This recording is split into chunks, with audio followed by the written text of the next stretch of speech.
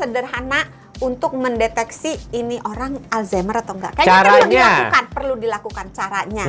Mintalah orang tersebut yang dicurigai, Atau kalau kita curiga pada diri kita sendiri, boleh juga kita ngetes tes. diri sendiri ya. Gambar jam. Oke, boleh. Ini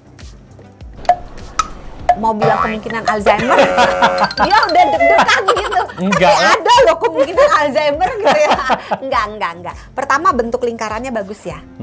Terus penyebaran angkanya tuh tepat. Oke, Nah kalau misalnya gini, kayak gini, ini kan kacau nih.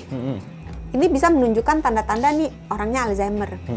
Sebenarnya banyak sih tesnya, tapi yang bisa dilakukan orang awam dengan mudah ini tes ini. Kalau misalnya kita mencurigai seseorang, biasanya nih ya, umumnya ya, yang curiga orang lain sih.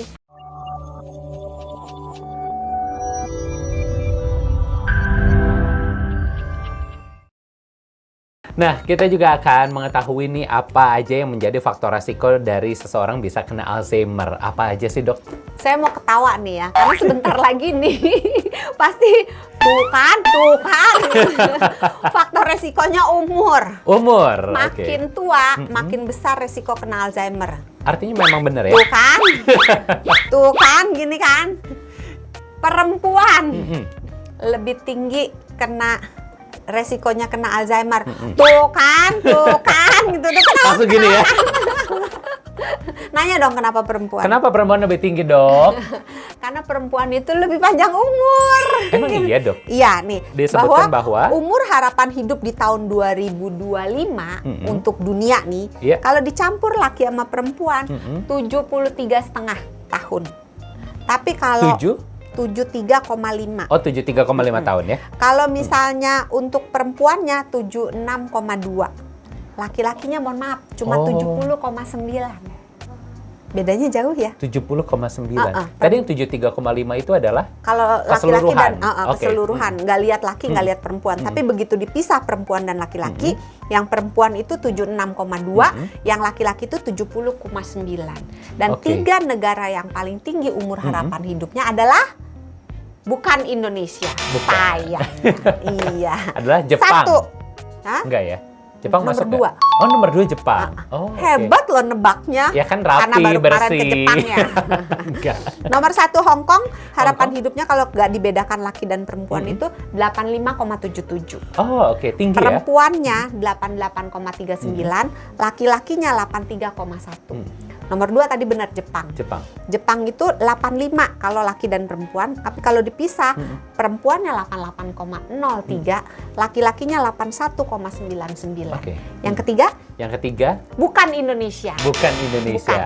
Zimbabwe, enggak ya? Korea Utara. Ya bukan. Korea Selatan. Iya.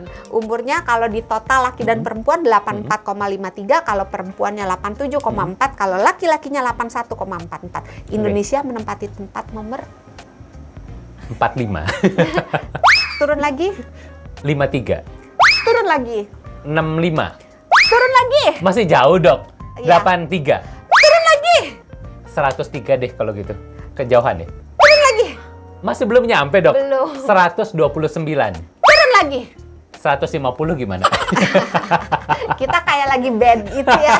Apa? 138. 138. Agak jauh ya? Bukan India, agak sih, memang jauh banget ya. India 125. Oh, justru kita kalah sama India. Iya. Padahal secara makanan gitu kita lebih. suka menghina-hina India betul kan. ya, Coba lebih kalau kotor di YouTube, gitu ya. Gitu di IG gitu kan kita suka menghina-hina India ya. Tapi umur harapan hidup mereka lebih tinggi dari kita loh. Sebenarnya secara hygiene kita lebih tinggi ya. Untuk makanan dan segala macam dibanding India. Fakta berbicara Lain bahwa ya. umur harapan hidup di Indonesia itu 71,44 kalau laki-laki dan perempuan. Kalau perempuan 73,61, kalau laki-laki 69,29. Jadi umurmu tinggal berapa? Umur di tangan Kita tinggal Tuhan. hitung ya. Jangan khawatir ya sahabat Sonora, nanti jangan yang ada komplain lagi ya. Umur di tangan Tuhan. Iya, umur di tangan Tuhan, tapi ini kita berbicara secara statistik. Soal ilmu data, aja, ya. tapi nggak berarti semua orang harus segini. Enggak, tetap kita orang yang beriman. Jadi hidup kita di tangan Tuhan. Hidup mati, jodoh, apa harta, semuanya ada di tangan Tuhan ya. Ada amin. Ya. Kalau India tadi berapa? India tadi 100 berapa? 125. 125 ya? 72,48, harapan hidupnya kalau perempuan 74,13, laki-laki 70,95. Oke. Jadi lanjut ya tadi ya, udah umur, gender, sama gennya. Jadi kalau misalnya ada orang tuanya atau pokoknya hubungan yang dekat ya, hubungan darah yang dekat yang kena Alzheimer, maka kemungkinan dia kena Alzheimer meningkat. Oke. Terus kalau dia punya beberapa gen yang tertentu, kemungkinannya meningkat. Misalnya nih, orang yang punya penyakit sindrom Down itu kemungkinan kena Alzheimer-nya meningkat gitu ya. Terus ada beberapa gen spesifik, kalau lo punya itu kemungkinan Alzheimer-nya juga meningkat. Tapi itu dikit banget sih, sangat sedikit proporsinya. Terus lingkungan ya. Kalau tempat tinggal kita berpolusi, polusi udara gitu ya, itu resiko kena Alzheimer meningkat. Oke, habis ini studionya pindah, Dok. Biar nggak kena Alzheimer ya. Terus kalau kita terbiasa menghirup udara yang kotor, misalnya pasangan hidup kita merokok, walaupun kita tidak merokok, kita menghirup asap rokok, juga resiko Alzheimer-nya meningkat. Sekarang karena itu termasuk polusi. Iya, sekarang termasuk bakar-bakar gitu loh. Barbecue gitu ya. Itu kan asapnya gitu ya. Jadi polusi udara. Terus kehidupan sosial. Oke, seperti apa nih, Dok? Kesepian. Oh, bisa ningkatin. Nyanyi dong. Nggak ketemu lagunya. Jadi orang-orang yang kesepian gitu, yang benar-benar menyendiri. Kadang-kadang kesepian itu dibuat sendiri ya. Betul. Jadi bukan dia nggak ada temennya, emang dia membuat dirinya sendiri, nggak mau terlibat pada kehidupan sosial.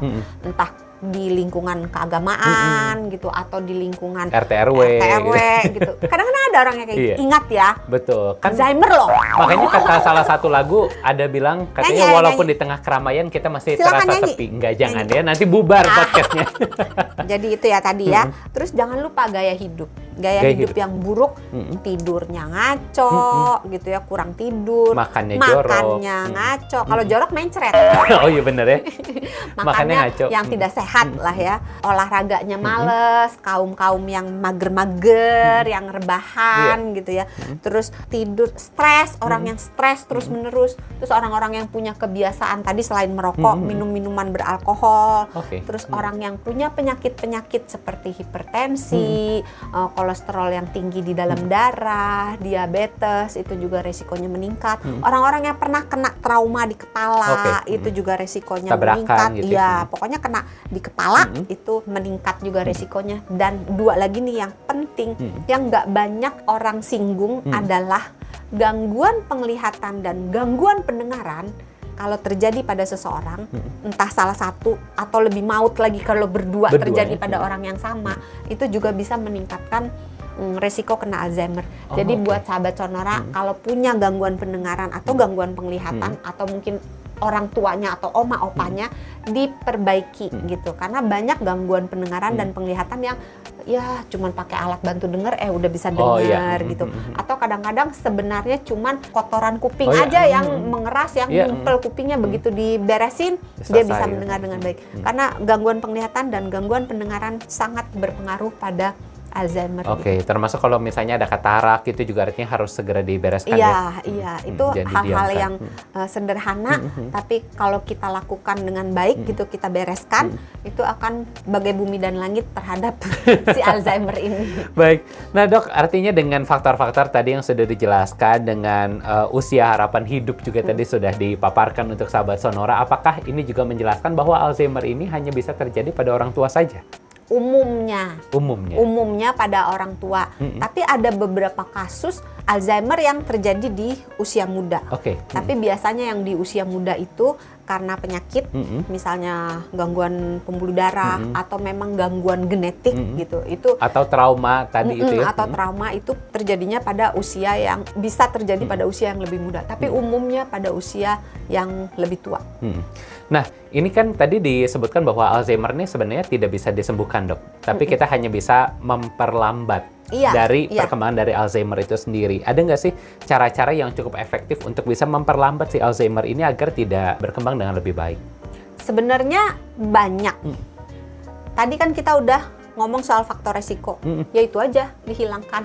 Itu aja dihilangkan, gaya hidup jadi, gitu ya. Gaya hidup dibereskan ya, makannya tuh yang sehat, terus rajin olahraga, aktif bergerak, tidur jangan ngutang ya, tidur tuh jangan diutang-utang ya ampun gitu. Kalau beli handphone nggak apa-apa diutang, tapi kalau tidur jangan ngutang-ngutang, asal jangan ngutang sama temen ya, nanti ribut berantem.